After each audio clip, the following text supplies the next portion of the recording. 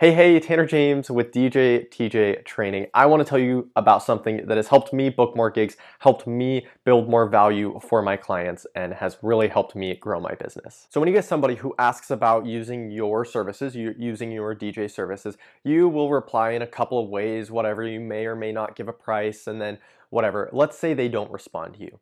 What do? Most DJs don't do anything. They just let it go. Some DJs do respond, follow up and say, hey, just wanted to see if you're still interested, whatever. But the best thing that I've found to do is to send a resource sheet or a resource page. And what it is it's going to be just a one page sheet, and you should have a few of them for different types of events: weddings, corporate events, school dances, sweet 16s, whatever events you're trying to target. You're going to have a resource sheet, and it's basically going to have your company logo, your company name, all your company info at the bottom. But in it, you may give 3 or 5 tips, and they're going to be real tips, real helpful tips that will help that person make their event better. So let's say it's a wedding, and you may have 5 tips. So you're going to put 5 tips on this page, and what you're going to want to do is have a couple of them for the person, and then a couple of them for the DJ. And what we're doing is we're going to show why you are the best fit for them.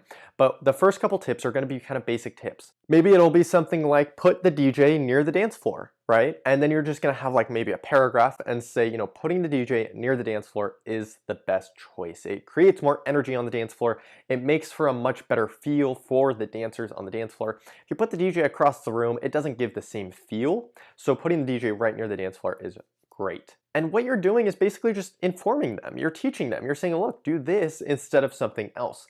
And what you're doing is you're showing your experience. You're showing your expertise. You're showing why you are kind of like in the zone. Maybe they aren't wanting to pay as much as you want to charge, but they're like, well, he obviously knows what he's doing. I mean, he sent us a sheet of things that are helpful to us. So maybe do 2 of those tips and then do some of them targeted at the DJ. Maybe one of the tips is something, I know John Young had a great video a while back with 5 tips, but one of the tips was basically having everybody lined up and ready to go for the next event. So at a wedding, you have the first dance. What you're doing is you're lining up the father of the bride on right next to the dance floor, so that when the first dance is over, the groom will leave the dance floor, and then the father of the bride can flow right on out and do the father-daughter dance.